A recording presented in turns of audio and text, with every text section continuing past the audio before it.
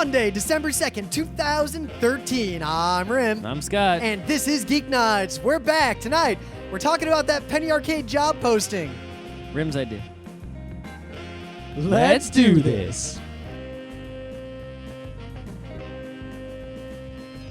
Now, I should note, we're going to try to avoid talking about any of the non-tech aspects of it. Because they're obvious. Yeah, they're obvious. The ones that aren't hey, obvious. You shouldn't work zillion hours a week. Yeah, well, the only exception would be if work is also life, but that's a sad person. Well, what if my job, Scott, is to hang out on the beach and relax? That and is my job. I'm putting in extra hours for that job. I'm gonna murder you and take your job. Yeah. So, but in that case, or you're gonna put in a good word for me, and I'll get hired, and you'll get a signing bonus. I mean, I spent a lot of late nights working on Geeknights when I could have been asleep.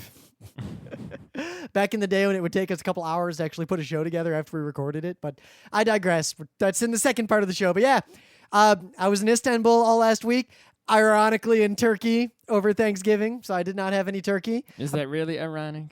Nah, it's ironic. That's why I said ironic with an ironic lilt, perhaps. Sure.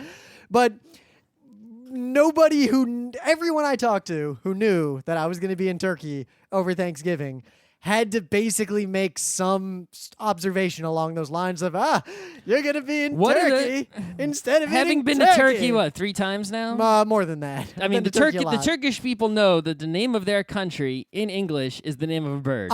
So. Right? They must know that. They do. And what do they think about that? They don't think about it. Okay. They do eat turkeys on Christmas, which they celebrate, even though they're mostly Muslim. What do they call a turkey?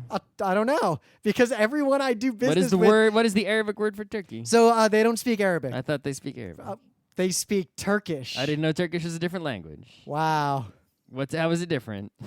It's completely different. It's more based on Greek than it is based on anything else. I did not know this. Wow, really? Okay. You listen to 12 Byzantine rulers. You don't know. How much do you think I remember? I can't even remember. I can't remember anything. All right, so a few highlights then. I saw the chain, as in that chain from that podcast, the one that hung across the Bosphorus that kept the Ottomans at bay until they eventually took the tower and took it down. The chain is just there in the museum. And I think the funniest thing was I saw all these Egyptian artifacts. And for a second, I'm like, what? Why is there so much Egypt? Oh, right. Romans conquered Egypt. Greeks conquered Egypt. This is all pillage. Anthony and Cleopatra? Yeah, and I think older stuff. Yeah. A lot of the artifacts that Rome and parts of Rome have laying around, like in their museums today, are things that the Romans themselves looted from places they conquered more than 1,000 years ago. These are things that were conquered, taken, looted, and put in museums before so-called Jesus wasn't born. I just find that awesome and interesting. But no, my trouble with Turkey is that I would like to learn Turkish, because I go there enough and the business is big enough. But they mostly speak English. Well, everyone in the industry I engage with speaks English pretty well, to very well, to better than a lot of Americans. Hello, my friend. How are you? A lot of people in the street, at least in the urban centers, also speak English. So as a result, I don't have any chance to really use... Do they speak English even to each other, or only they are able to speak English but don't speak it as their primary language? They will never speak English to each other. Okay. But they speak it very well when they're speaking with me or when I'm in the room. But all the books I can find to teach myself Turkish are ancient and teach like Turkish from the 1920s like no one speaks Why it don't you today. get rip off Rosetta Stone? Yeah, so I'm probably going to pirate Rosetta Stone. Why don't you do the thing that Emily does with the Skype and with the Turkish person? Because that service did not have Turkish. Really? There are not a lot of English to Turkish language resources because there's not a lot of interest in the English-speaking world in learning Turkish, sadly. Why don't you find the person who is like translating Turkish books or something and ask them if there's something you can do? Yeah, I'll just pay them to come over and teach me Turkish. No, I mean, like, go to the Turkish bookstore, right, and find, like, the most popular fucking book, right? And it's probably going to have an English translation. Look up in the credits who did the translation, and then find the person on the internet and call them. Well, I think I'm going to probably start by pirating Rosetta Stone, and I'm still doing some research. I found a couple of books. The problem is the books are Why don't you look at the person in the credits of the Turkish Rosetta Stone who made it? Maybe. those people may or They'll may probably just tell you to use Turkish Rosetta Stone, but still. But I only learn words related to food and coffee because they have coffee and tea and stuff like that constantly. It's awesome. Usually the first thing people learn are when they're learning a new language late in life is swear words. Yeah. But you probably haven't learned any. Nope, I haven't learned any. I've overheard, I think, what You were a can't few even swear say words. fuck you in Turkish. Nope. I can order black Turkish coffee by getting sade coffee. Okay. As opposed to orto coffee, which is Turkish coffee with a little bit of sugar in it. And the word for tea is chai. Oh, that's a hard word. It's spelled differently. It's spelled C-A-Y. But I can read Turkish. I can read Turkish words and know how to pronounce them, which actually took me a little while to figure out. I could do that with Hebrew when I was like in kindergarten. They use a lot of diacritics, like way more than I'm used to, and they have a much bigger impact on the words. Like, also, the most vexing thing is that there's I with a dot and without a dot, and they're different. So there can be an uppercase I with a dot and uppercase I without a dot. All right. Yeah, that also causes problems in Java and other languages if you don't handle it properly. Because there's a lowercase I with the dot, so it gets uppercased into an uppercase dotted I that doesn't display in most Western character sets, thus Why isn't problems. your text editor UTF-8? Yeah, but even then, which character? If you type an I that's a lowercase I in English, it'll have the dot by default. So if you take that in Turkish and then uppercase it, it'll still have the dot. But you don't want the dotted uppercase I in that case, most likely. You want the non-dotted uppercase I, especially if it's English just being typed in Turkish. There's also issues with passwords and hashes. That's the problem is someone on a Turkish keyboard put in their Turkish lowercase I when they meant to put in an English lowercase I. Yep, or the other way around. You put an English lowercase I that gets upcased to a uppercase I with a dot, which doesn't exist in English. It's a different letter, right? You just pretend it like that lowercase Turkish I. But this is just why like there's the problem. In English, big, we have lowercase I with a dot and and uppercase I without a dot. So we have like half and half is our problem. Anyway. But yeah, that's I was in Turkey. It was awesome. And the Lions won the Thanksgiving Day game for the first time in my life that I can remember that I cared. Doesn't matter. Matters a lot. Doesn't matter. Matters a lot. If you've ever lived in Detroit, it matters a lot. Doesn't matter. Anyway, so we got some news. Got news. We're back. It's Geeknights news. I think I closed my tab with my news. Let me remember what it was. All right, so RMS, as in Richard Stallman. Why are we talking about him? Has decided that he's the opposite of relevant. Has proven that Bitcoin has made it. And you know how we know Bitcoin has made it? Because Richard Stallman is calling for an anonymous alternative to Bitcoin. Okay. He doesn't tell anyone how, or he doesn't know how. Of course not. But basically, Bitcoin has become useful enough to where he is calling for an alternative to it because of its flaw. The flaw being that it's not actually anonymous, which is funny because most people who talk about Bitcoin seem to laud how anonymous it is, not knowing that it's actually the opposite of that. And the point of it is not that it's anonymous, but that it's intrinsic.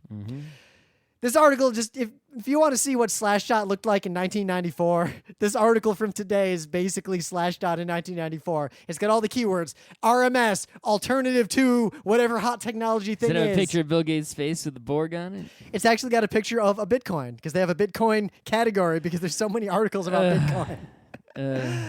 Now, maybe we do need an anonymous equivalent of Bitcoin because cash is increasingly difficult to use by tech nerdy people, and intrinsic currencies are useful for the segment of the population that can't use credit cards, aka teenagers who are increasingly spending a lot of money online and have no good way to do that. Anonymous ones would be good for the black market, the internet underground, buying drugs. Bitcoin is kind of good for that too, but you have to be technologically savvy. But no, my real news is that Amazon announced the kind of thing that's usually a I don't know, April Fool's joke. I thought it was an April Fool's joke at first, or a parody. And I had heard, I mean, there have been rumors about this for a long time. And I assume this is the kind of thing that you'd see on one of those TV shows back when they were like, What's New in Tech with Soledad O'Brien on TV back in the day, like Square whatever TV. But I forget what all those channels were called. But Amazon actually announced that they're going to have little drones that will deliver packages. And they actually have come a long way, and they've got working prototypes. Like, this is not as far away as people think it is. I just see like two things I'm seeing really often lately, right? The one thing is where people like they misunderstand where technology currently is in both directions, right? It's like they'll underestimate what they're capable of doing right now realistically, and they'll also overestimate in different areas. Case in point, Google Glass. People think it's like this real-world overlay device that shows you this heads-up display that fully fills your vision like a people have no realistic understanding of what it actually does, right? But then they don't realize that robot cars already work. Like, they already work. Yep. They exist. They work for real in real cities. But and the thing is, in either direction, right, the over or underestimating, people have a completely unrealistic expectation about time frames as well, right? It's like when they underestimate, they think, the thing is actually way old. It's like, yeah, I've been doing that for like 100 years. Where have you been, right? Yep.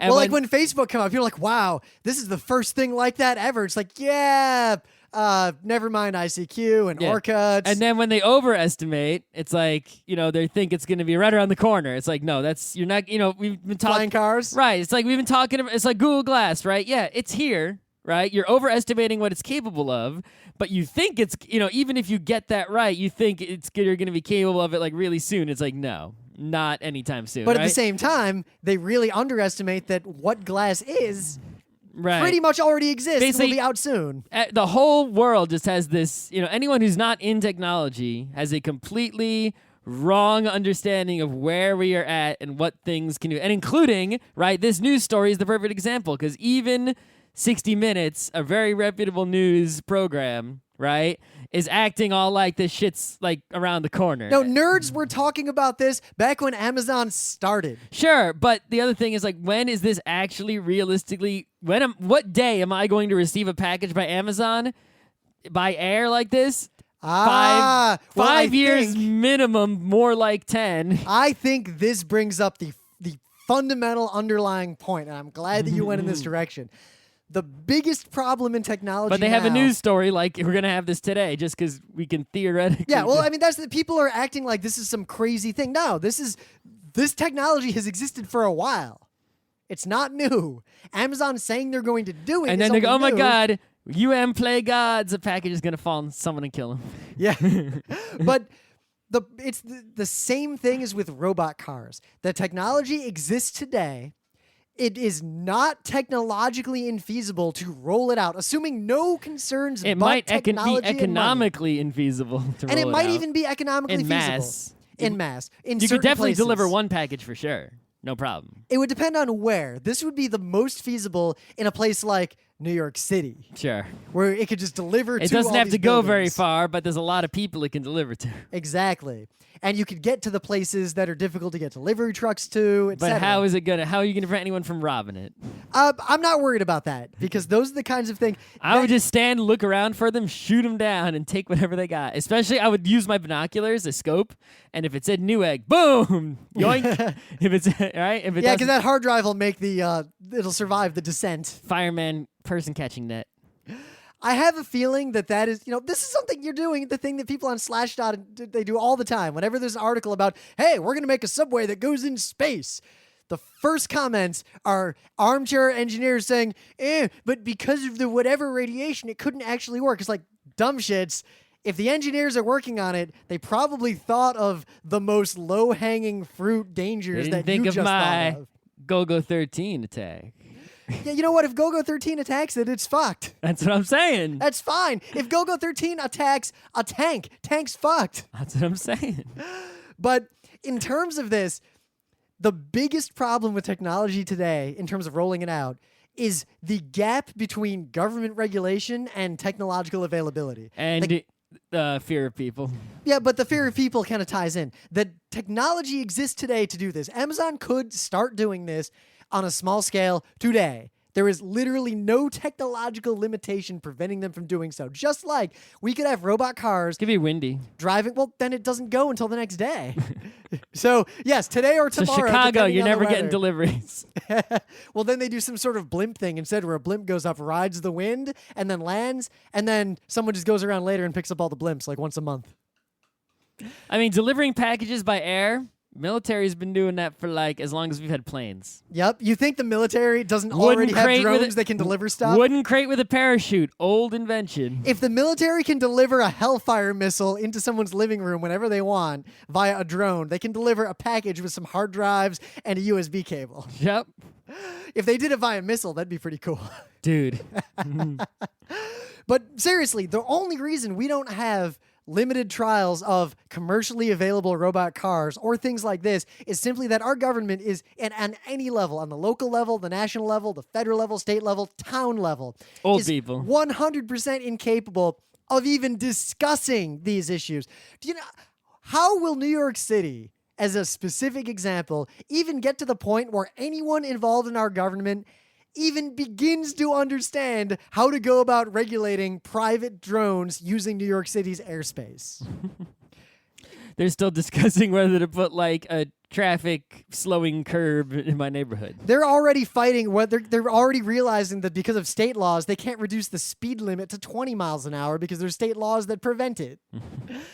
So we have a problem where increasingly, and I think this is going to happen more and more, within the next 10 years, we're going to hit a crisis point with this. Technology is advancing so fast that we will have things that are so we should obvious. just start, I think that, right? And this is why what you see in Silicon Valley so much is these companies sort of jerkily, right, in most cases, just start deploying their technology in direct scoffing and violation of any laws and regulations. They Hey, just start, Crunchyroll did that back in the day. right, exactly. Like Uber, they're just like, fuck your taxi laws, we're doing it. And they just do it. And it's like, what are you going to do? Stop us? And Yep. they do try to stop them. Airbnb. And then by forcing the battle, that's the only way to actually make anything happen is by just starting to do it. So if I was Amazon, they have plenty of fucking money. If you got this shit to the point where it worked and you were ready to make it happen, just start doing it, right? Just do it and make the and force the government to discuss it and do something about it. Force them to shoot down your little drones or do whatever, because this is the only way you're actually going to be able to get it set up. I'd go a little more subtle and a little more 80s movie villain. I would find a small town that really needed it, that really needed me. The post office never goes there. Yeah, like one of those small towns. And I would work with them and get them to pass all the local laws that would make it work and tell them, don't worry about federal and state bullshit because we got your back. And then just deploy in that town. And then as soon as there's trouble and the government gets involved, suddenly you've got a government fighting with you, not just individual people. And neighboring towns, there'll be people who want these things, and you could just dump lobbying money into Congress. You think people would actually? The problem is that in the small town, no one will want them. You have to do it in the city where people actually. You got to want find the small city, like the Silicon Valley, like these little cities that have a bunch of tech workers. Anyway. Like Raleigh would be possibly a good place for something like that. A lot of tech workers, despite being a relatively small city on the grand scheme of things. All right. News. So this isn't really news, right? It's just something that I always had troubles with. All right. I'm pretty good at setting up computers and whatnot. Yep. But mail servers. Nope. Nope. The last time I set up a mail server, well, one, Scott and I tried to get squirrel mail working at RIT. I did Yeah. at some point. It did. It technically worked. Who knows if I was spamming or whatever, but... Yeah. So anyway, there's a website here at flirty.com, and it's how to set up a mail server on a new/Linux system. Step-by-step guide to install Postfix. Ubuntu plus Postfix plus Courier IMAP plus MySQL plus MFSDNew plus Spam Assassin plus ClamMF plus Sazzle plus TLS plus Roundcube plus Postgre. It tells you how to set up every single piece. I wish they would just give you a fucking CD where it was set up already, and when the CD turns on, you type in your domain, it gives you the MX records, you paste them, and you push go, and it's set up. That's what they should make, and maybe I can make that from these instructions. Maybe, and then make it a virtual image and just put it out there. Make it an AMI so you can just, boom, your email on Amazon. With a little back door to where years from now, you can use it to take over all these networks. Yeah, great. Take over your emails. But No, yeah. seriously, I mean, your job at least is programming, so it's understandable that you would not have deep expertise on email server administration. I can administer any other kind of service. Yeah, my job was IT. My career was IT. My degree is in IT. I am no more capable of getting email servers working than Scott is. I'm Good very capable if fucking I read God. these instructions. Yeah, but the last time I set up email to work was at one of my capstone projects at RIT in System Administration 2. I had to set up an email server, a Wins server, which already is starting to date me.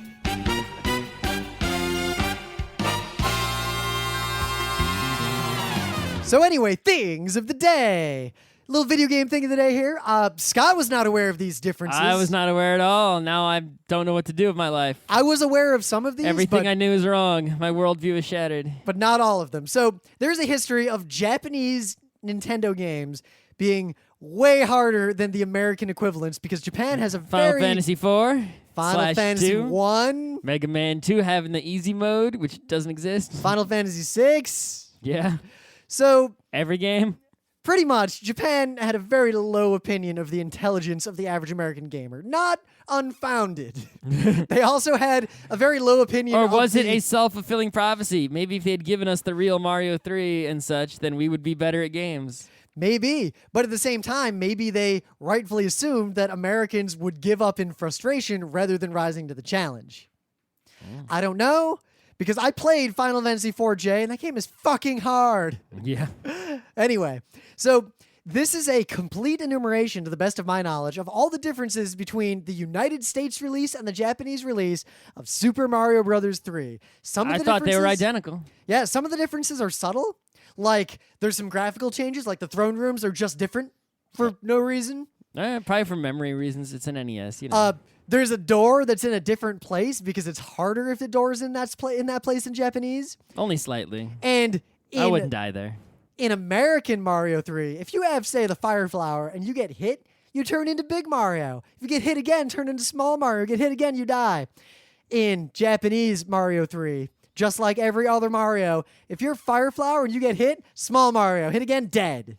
Is Super Mario World different between Japan and US? I'm not sure. I don't know, actually. Okay. I only knew about Mario 3 because of Nintendo Power features and a lot of research as a kid. Okay. But there were some things like this crazy glitch I did not know about with the fourth warp whistle. Yeah, that I don't know what the hell that is. Yeah. It's weird that they changed like that end too. Like maybe they just realized, the end of this, because level 5 was kind of glitchy in general. You get the impression that it was the rushed one and they cut a lot out at the last minute. And I feel like, Skyworld? yeah. I don't know. Skyworld had the most weird glitches. At Kuribo's shoe just kind of hanging out. That doesn't sound like something that you just sort of, spit out quickly, right? They put a lot of work in a Kuribo shoe. And also that tower where you go up and down. They did, but I feel like because Sky that was Tower.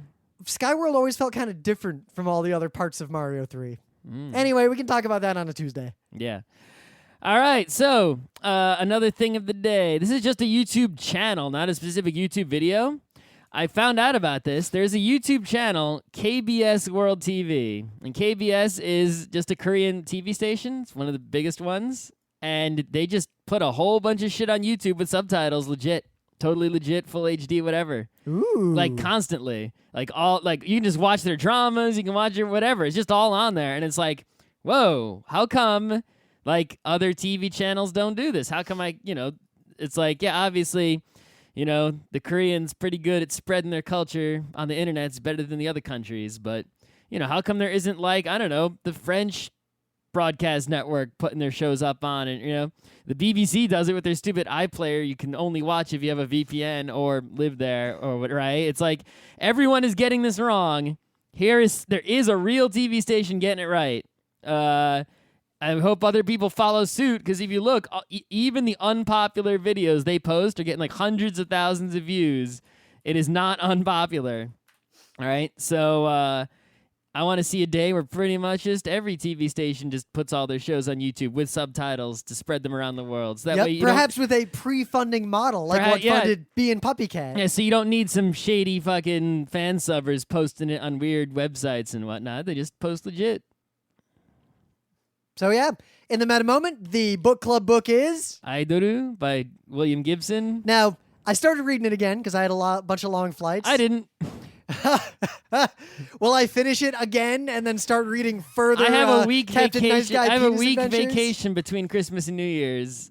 That's my time. So, I started reading it. I read just like the first chapter, and with all the cyberpunk jargon and awesome, just stereotypical, cliched cyberpunk crap that happens in the beginning, it's easy to forget that it wasn't cliche when this book was written, guys.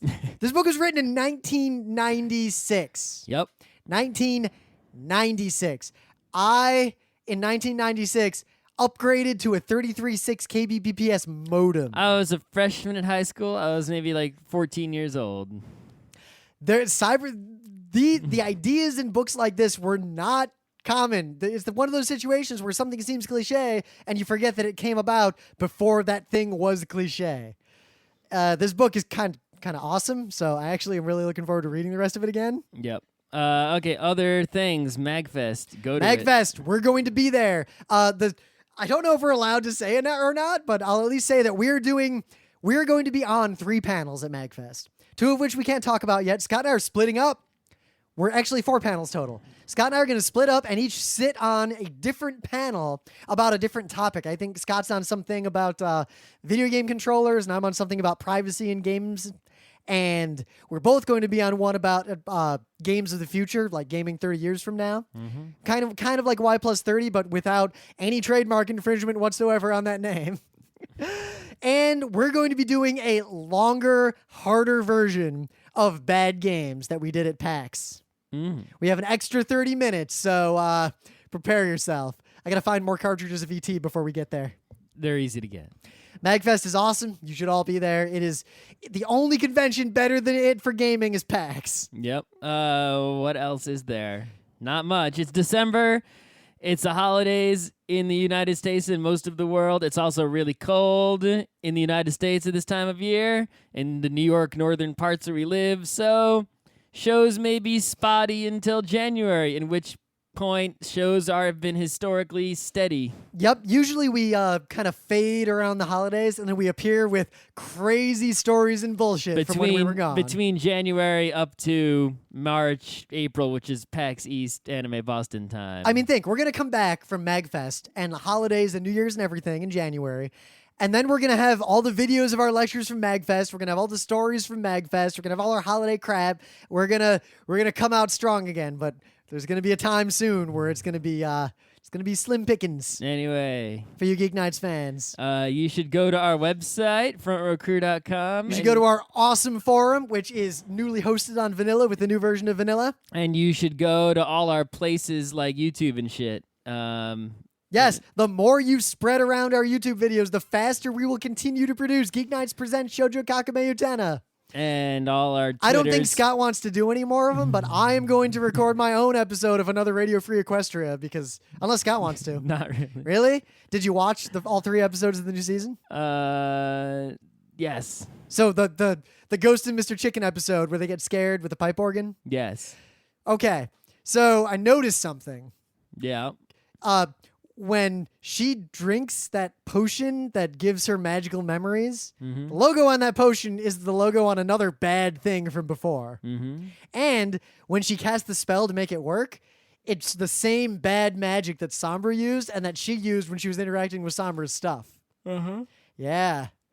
I could do a show on that if you wanted to do a show on that. That's the whole show. You just did it. Yeah, but I didn't go in detail. There's not much else to say. I got some theories. Okay. All right, listeners, do you want us to do it or not? Yeah, the people who are pony fans are going to say yes, please, and everyone else is not going to say anything. I don't know. I'll say this because no one's going to say no, don't do that, because they just won't watch it if you do it if they don't care. No, people have said no, don't do that. Okay. All I have to say is Ponies is back, and you know what? After the most recent episode, it's holding on. I can just pretend that Equestria Girls was never made. Yeah, I mean, it's not awful. It's just not It's Well, not, I it's don't- not like I episode- want to watch it so badly, like I want to watch South Park so badly on Wednesday. Or Adventure Time. I don't Adventure Time. Adventure Time I want to watch more badly than Ponies, but not Well, super Adventure Time is badly. doing the things that if Ponies did similar kinds of things, they'd be both A-tier shows. Right. The only thing I really want to watch badly is Kill La Kill. Yeah. Well, Did you watch the newest episode? no, I did not. Oh, But I am caught up on Oh. Adventure Time. okay. James? Yeah, me too. I saw James. Yeah. I like this. James is a good guy. I like how both Ponies and Adventure Time have had the direct continuity episodes. Do you leading notice into James had episodes. the Brack voice actor? Notice how James had a red shirt on, thus proving that Peebs planned him to be what he was from the beginning. What? She brought him to be used for that purpose if things went wrong. Okay, Yeah. sure. I would do Radio Free Ooh, but Scott doesn't want You can do your own Radio Free Ooh. to. Maybe I will. Do it with Judy Sue. Actually, yeah. Maybe I should. Judith, I know you listen to Geeknights. What? Why? You got something better to do. Let's do it. Let's do it. Radio Free Ooh. Okay. Anyway, so there is a little bit of a brouhaha on the internet, a This is all you. little bit of hubbub about a job posting from one Penny Arcade Incorporated. I don't want to talk about the social side of this Because it's obvious. I don't want to talk about the all the issues except the actual job posting because a lot of the complaints. Here's the deal. They posted a pretty accurate job posting for the kind of tech guy they wanted. Because the tech guy they have is leaving to do something else. So the internet went crazy about it, and about a third of the people, maybe half the people who were complaining about this, were complaining about the wrong thing. And the people who were complaining in the manner that we're about to talk about, there's a reason those people do not have high-paying jobs.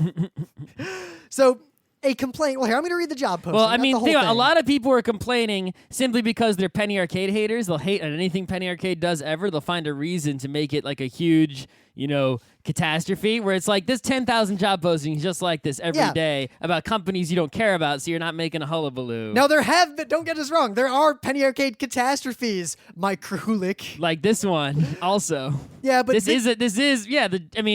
asking someone to work a zillion hours is awful. The end.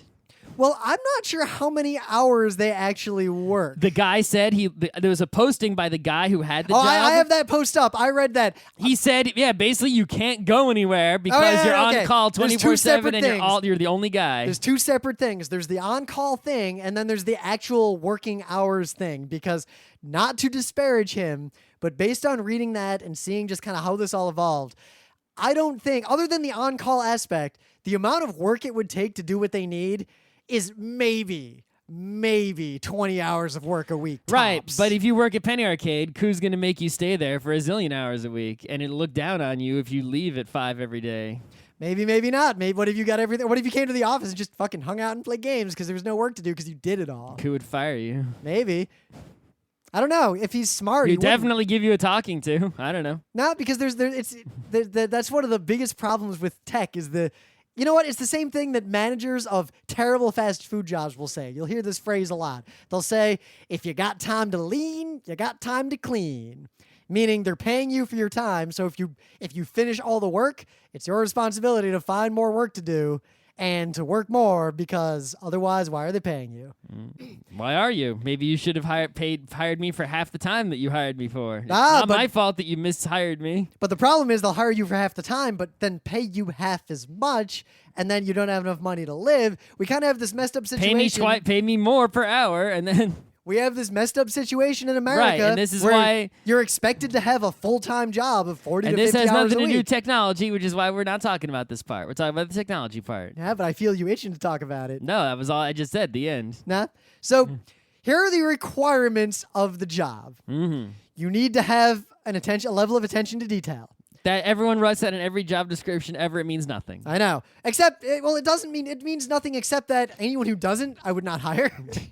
Sure. I mean, if I get an email from someone that has a typo. How do you measure someone's attention to detail? All right, it's simple.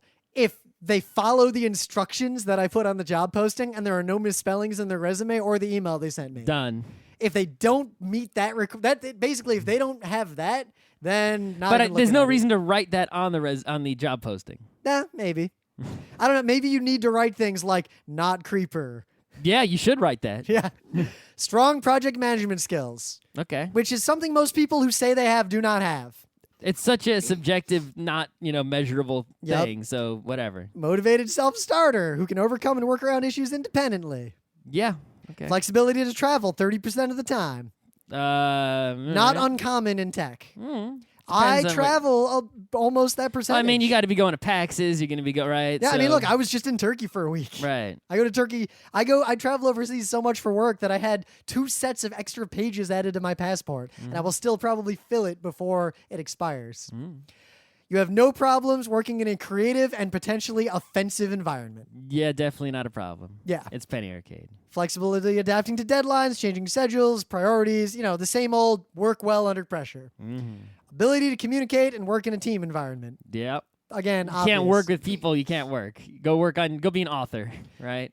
In the woods. Have no problem appearing on camera. Yeah. Okay. A lot of people, tech people even, complained about that one. They people we It's know Penny Arcade. said things like someone would have to pay me extra. I feel like that's a huge negative of being on camera, which I guess is just different kinds of jobs. Don't go out in public ever. Like Stay I have in a your job, house. right? Never leave. I have a tech job. Close all your blinds. I worked for one financial company where I was basically the guy in the back room making everything work. Now I work for a tech company where I do private lectures that are videoed for gigantic audiences on a regular basis. Like that shit comes with the territory. I consider being on camera a perk, not a negative. You could pay me less if I get to be on camera and get some personal Legend of Krauser, not just the back-end credited Legend of Krauser. Yeah. Okay, the messed up one, because this is kind of relevant to the tech world. If anything breaks in the middle of the night, you are expected to be on call 24/7. No. You're supposed to have multiple people in on-call shifts so that people can have lives. Or right? not everything is production critical 24/7. Obviously. I mean, seriously. No, what you can't. I mean, it is Penny Arcade is this website, and all these people are living off of it. So if it goes down, you're losing money, and that feeds the people who work there, right? But if people can't read a webcomic until I get in the morning, and then at 9 o'clock in the morning they can read the webcomic again, that's not a big fucking deal.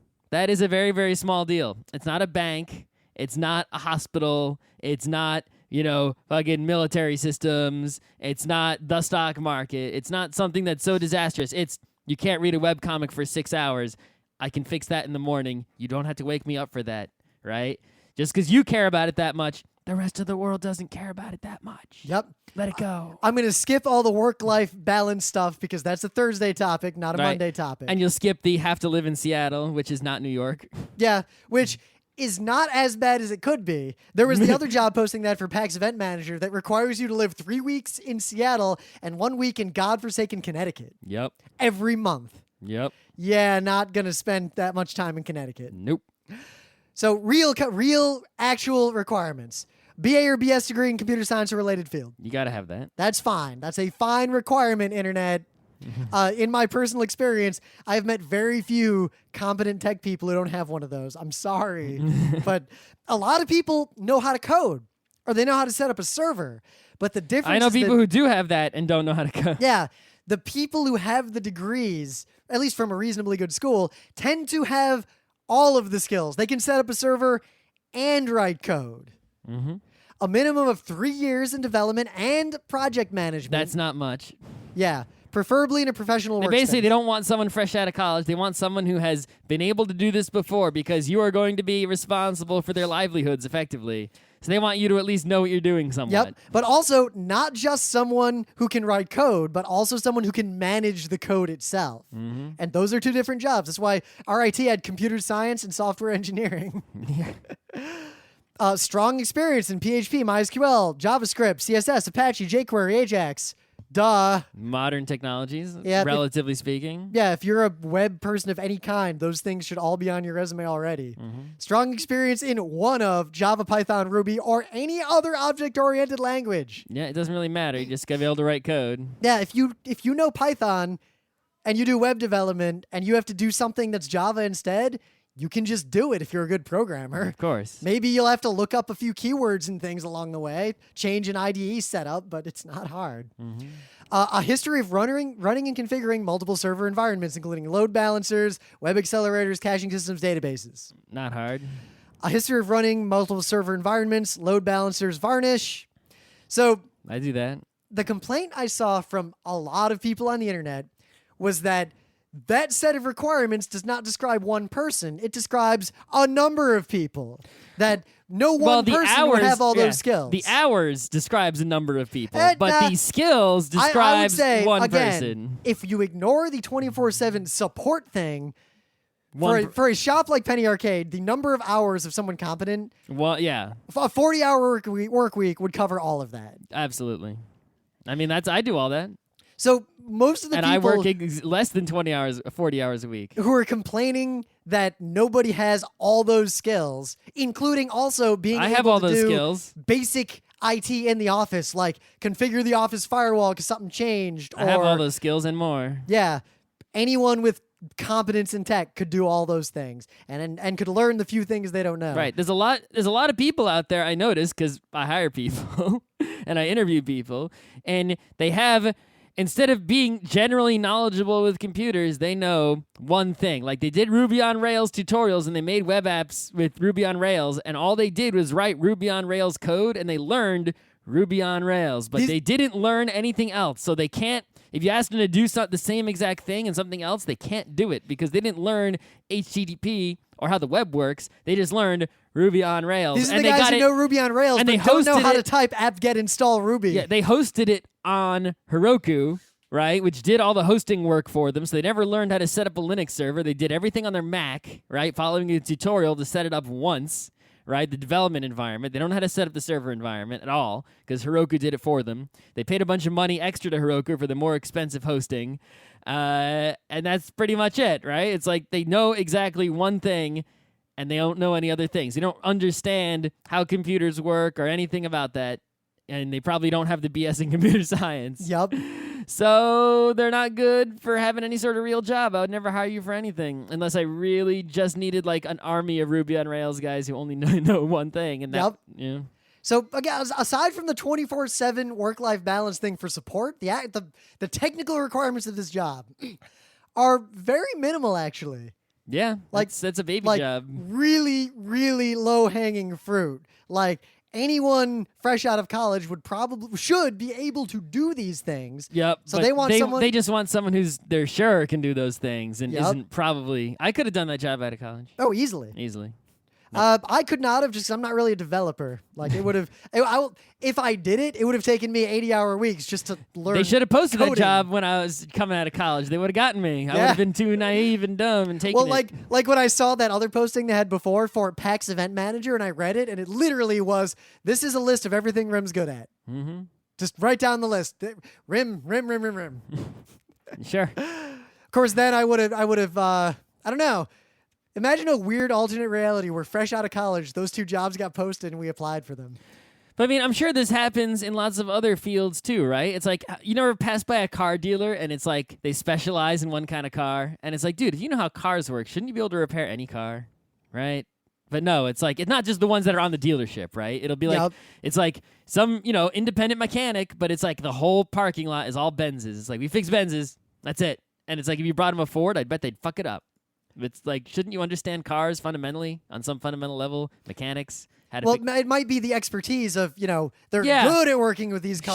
Sure. Don't want to work on cars they're not good at working with. I'm sure, but it's like, if I feel I like mean, if I'll put it I this feel way, like Scott. if I knew mechanics and I was a mechanic, I would be able to fix any car. Well, Scott, equally I'll put it this well. way. If you brought me an HPUX server and something wasn't working, I could probably fix it. I could definitely fix But it. it would take me twice as long, and I'd be pissed off the whole time because it's HPUX. It takes me just as long to Google HPUX as it takes me to Google.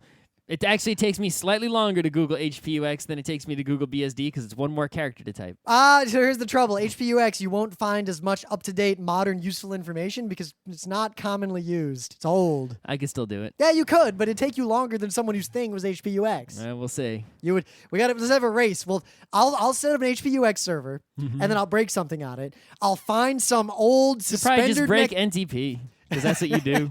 You'd be like, oh, the clock's off by like a millisecond. I'm like, yeah, it's working. Who gives a shit about a millisecond? It's a webcomic. So, funny story. Back at RIT, one of my capstone classes was this sort of like holistic class of all the aspects of IT and system administration together into one. And one of the final labs was we had a team, and me and Katsu were on this team with some people. And we had this complex environment with some servers, some clients, a wireless access point that they connected through, and a router. And we had this whole lab set up. And we got it all working. And we had to make it secure and all that BS. And then for one of our lab practicals, we had to leave the room. And the professors broke 6 things. Mm-hmm. And we had to bring them back up as quickly as possible and document what we did. Reimage done. Yeah, so we came back in and we look and, oh, sure enough, our clients can't connect to the servers and one of the server daemons had crashed. So you know what we did? We rebooted everything and then it still didn't work. And then we looked and the firewall, like the config file was corrupt because of our log messages. We fixed that and then it was fine. And then we came back and we were like, yeah, we fixed it all immediately. There was only one problem and they got really mad at us, and it turned out that all the changes they had made, like they did all this really complex crap. One of the things they did is they put dummy records in the ARP table of the router so that traffic would only flow one way from certain hosts. Okay. The ARP table's wiped out if you just recycle the device. There was no point in troubleshooting it. Right. We saw it wasn't working. We just recycled it, and it was fixed. Sure. They ended up having to give us an A, but they were not happy. No, I would be a lot smarter than that. Let's see, what would I do to a computer to make that would break it, but you would have a hard time finding that anything was broken? Well, there has to be a bug report or it's unfair, right? Yeah. There has to be a description of a behavior that's incorrect, right? Yep, like... Can't log in. It says password incorrect. Or I run the application in the web browser and it works, except it doesn't display any of the images. Yeah. Like, what I could do is I could be like, okay, no one can log in. And then I would, like... The Etsy password file and the shadow file would still be correct, but actually I would reconfigure it to actually be using some shadow file that's hidden somewhere, so that you'd have to find the config file that points to which shadow file is being used. I just set I'd set the total number of file handles that you can have open to something really small, so stuff would break. Or I would be like, the sound is only working in some apps, and what I did to you is I swapped out your kernel modules to change the sound driver or something. It'd be like, yeah, you'll never see that in a million years. But yeah, again, not talking about the 24/7 support stuff, the work-life balance, all those things. There's a discussion to be had there. Don't get me wrong. I think the 24/7 support requirement is ridiculous bullshit. Yep. I refuse to be on call. The part of the reason I have the career I have is that I was done with being on call ever. Yep. The other thing with this, right, is not only are these people sort of ridiculous saying, oh, one person can't have all these skills, it's bad if you don't have all of them, right? Like, what if I know people who are system administration skills and development skills. They'd set up a web server, and it would be the most insecure, wrongly network configured thing in the universe, and then the thing would just get taken down as soon as anyone tried to attack it ever. Yep. And it's like, why did I just get taken down? Well, you didn't do any IP tables at all. You did SSH with passwords. Oh, most people in the world turn off IP tables. The first thing they do. Why does it's turned off usually by default. You have to set it up to actually add things to it. Oh, and then they'll turn off. Oh, you know what I would do if I was going to fuck up your server? I would just turn on SE Linux and not tell you. Yeah. Anyway, but yeah, it's there's things that you have to do. They didn't turn on automatic security updates, and then they didn't constantly maintain the server every single day with the new security updates. So this is a 0 day. Ubuntu just put out a patch. I read the patch. I know you haven't installed that patch yet. I nail you with it, whatever it is. All right? Because you haven't done it yet, because you didn't set up auto update to install as soon as Ubuntu pushed it out. Yep. Good job. Because that's not something that's on by default. You got to set that up. Now, the other hilarious thing was the speculation about salaries, because they make this point in the thing about salaries negotiable, quote, but you should know up front, we're not terribly money-motivated group. We're more likely to spend less money on salary and invest that in making your day-to-day work life better. Sure. Now, that could reek of startup culture of, hey, you work somewhere cool, but we don't pay you. Mm-hmm. We don't know, but... I'm not motivated by money either, but there's still have to pay... I am motivated almost entirely by money. But you still have to pay me a lot of money. You can't not pay me a lot of money. So I saw someone posted... Because someone who's competent and has all those skills, they obviously didn't put any numbers, so we can't judge. They might, because they're so rich, they might be like, yeah, not a lot of money, $300K, right? Yeah, whatever. If I was going to apply for this job, I would ask. Oh, if they first of all, absolutely they must get rid of the on-call, right? So if they agree to get rid of the on-call nonsense, then you'd probably have to pay me like $150,000 to $200,000. I was gonna say I would ask for $150,000 because I think the fringe benefits. Someone with those skills is rare, and that's the market value. I would argue that someone with those skills is not that rare. It's more rare than you think. Yeah. Well, I guess go try to hire someone who has all those skills. Those tech skills and the social skills required for a job like this. Yeah, find someone who has that whole package. Yeah, kind of rare. And especially they're geographically limiting, making it But I was going to say I would only ask for $150,000 because the fringe benefits of a job like this actually would be pretty sweet. Yeah. But if that was at borrowing company. I saw a post on Twitter, a tweet that said something to the effect of, wow, anyone who applies to this should better at least ask for $50,000. Jesus. Like, what? I got paid that at my internship. Like, do you people have no conception of what the tech world is like? $50,000 is what teachers make. That is not enough money. That's close to the poverty line in New York City. That is not. Yeah, in Seattle is not much better. Right? I know. Where are you gonna live? And a hostel. A lot of people, because the no salary number is listed here, that is people seem to just really think that this job means that they don't pay anything. I get the impression they're going to pay a reasonable amount of money. They're just not going to pay some ridiculous amount of money. Yeah. Now, I might be wrong. I don't know. But they're probably going to pay slightly less than the market rate, right? I mean, no one... They'll probably shoot for like 80 or 90. Anyone who has the social and technical skills to be considered for the job, right? You're in Seattle. It's probably going to be like an ex-Amazon employee Oh, they said they'll relocate you. Yeah, to Seattle, but it's like it's someone who's willing to live in Seattle. So they're obviously going after the single nerd demographic. Right. It's an intelligent city person is going to know what their own market value is. Exactly. And is only going to will smartly negotiate it down a little bit. If you're not smart enough to do that, you're probably not smart enough to be considered for the job in the first place. Now, I don't want to get into the 24/7, any of the social stuff, but if you out there are some tech nerd and you're going to try to apply for this job, here's my advice to you. One, don't list me as a reference unless you've talked to me at least once before now. Okay, kids? People have done that? Yes, people have done that. I've written a lot of college recommendation letters and reference letters in the last couple of years, and I only actually write them for people who I can actually vouch for. So those of you who got letters from me, it's because I actually have some respect for you. Those of you who I didn't write them for, it's because I had no idea who you were. So if you think that you can list people like us because we lecture at Penny Arcade, at the Penny Arcade Expo, unless we know who you are, that's not going to help. Yeah, I can't. I'm going to recommend you. I don't know who you are. 2, ask for the salary you think you need. Notice how they didn't say what a salary is. That's common in tech jobs. Ask for more. Ask for what you think you need. Plus 10 or $15,000. I mean, I made a big mistake when I applied to my first job in the financials. I could have made a lot more money if I would have asked for more monies in the olden days. I asked when I got that first job for that broker dealer. I asked for $60,000. I was like, yeah, I need at least $60,000, and they were like, sure, done, you're hired. Yeah. I was like, oh, fuck. Shit. I fucked up. I fucked up.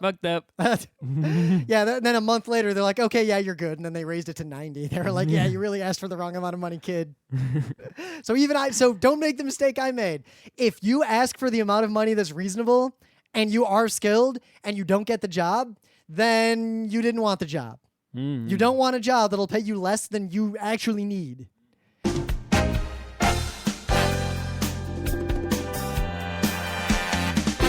This has been Geeknights with Rim and Scott. Special thanks to DJ Pretzel for the opening music, Kat Lee for web design, and Brando K for the logos. Be sure to visit our website at frontrowcrew.com for show notes, discussion, news, and more. Remember, Geeknights is not 1, but 4 different shows. Sci-Tech Mondays, Gaming Tuesdays, Anime Comic Wednesdays, and Indiscriminate Thursdays. Geeknights is distributed under a Creative Commons Attribution 3.0 license. Geeknights is recorded live with no studio and no audience. But unlike those other late shows, it's actually recorded at night.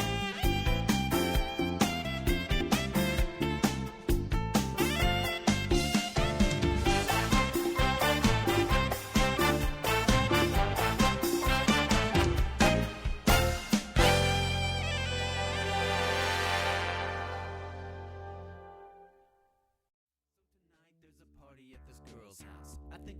cause with stamps I always help her out. She is fine, but her friends are kinda this and thatness. But with me I better help her find her inner catness. So I dance with my manager Vance, asking if I could just get a friendly payment in advance. He blows me off, so I scoff, throw my smock, check the clock, take it off, check my wad, feeling soft. All I got is 5:45 and it's 5:45. Gotta get a Whopper and a 40 right. Well, I got 5:45 and it's 5:45.